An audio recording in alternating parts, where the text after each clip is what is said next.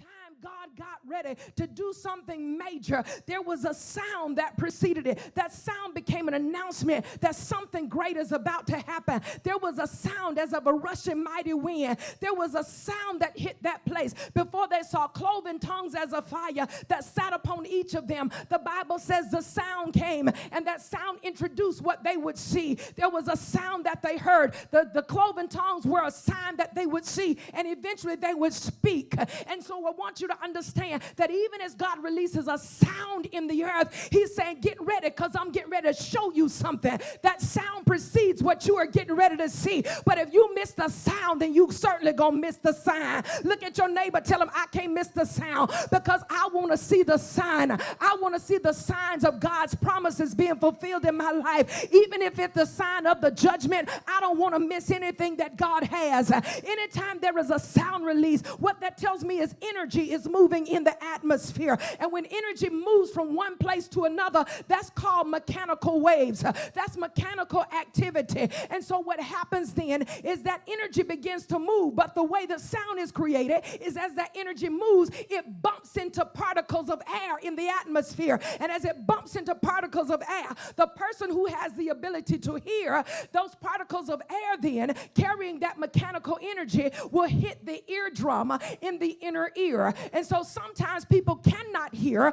because something is wrong with what's taking place in the inner ear. It's not that there is no sound, but instead there is a dysfunction in their hearing. And so what we want God to do is to deliver us from every dysfunction, everything in our lives that's preventing our hearing. Something might be wrong with the cochlea or the stirrup in your ear. Something is happening with the eardrum where the sound cannot hit your ear in the spirit. And God is saying, I want to clean up the wax in your ear. I want to dry up every infection in your ear. That fluid that's piling up in your ear, where you sometimes get an ear infection, you got to go to the doctor and you got to get an antibiotic. It works the same way in the spirit realm. Sometimes the enemy can crowd your life with so much stuff until it begins to affect your hearing. Sometimes you have heard so many negative things. Sometimes there are conversations that have been had with you and even had about you. Sometimes there are things that you have been told all your life. Sometimes you've had to fight. You've had to deal with stuff, challenge stuff, confront stuff, and it's because of what you've heard that now becomes a frustration to you, and now it's affecting your hearing. So somebody who has just dogged you out and belittled you and demeaned you all your life now has created a sound in your ear until somebody comes and says something to you that's contrary to what that person has been saying all these years,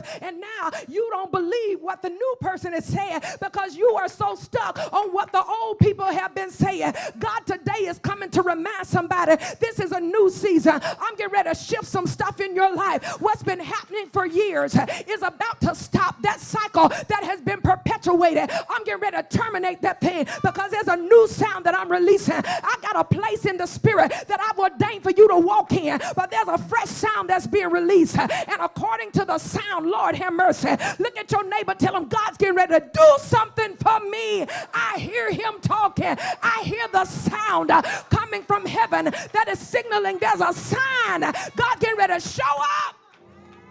Look at somebody near you and tell them, I hear God. He is moving for me. But not just for me, he's moving for my family. Because even when that sound hits the natural ear, if there's a problem in the natural ear, then the sound will not register with the eardrum. And the eardrum will not transmit those waves to the cochlea and to the stirrup.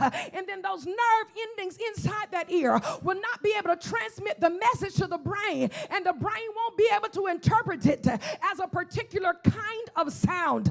But when there's something wrong on the inside, it does not mean that there is no sound on the outside. It just means that your ability to hear has been impaired. And so what we need God to do is to deliver us from every impairment. Look at somebody near you and tell them this is your day to be delivered from what has impaired you, whatever has stopped you, whatever has hindered you, whatever came against you, whatever has slowed your progress. This is the season for deliverance from that impairment. Whatever your mama said, whatever your daddy told you, whatever your teacher said, whatever ridicule, whatever critique came, whatever the judge said, whatever the creditor said, look at your neighbor the season is changing. Tell them this is the day of my deliverance. It's the last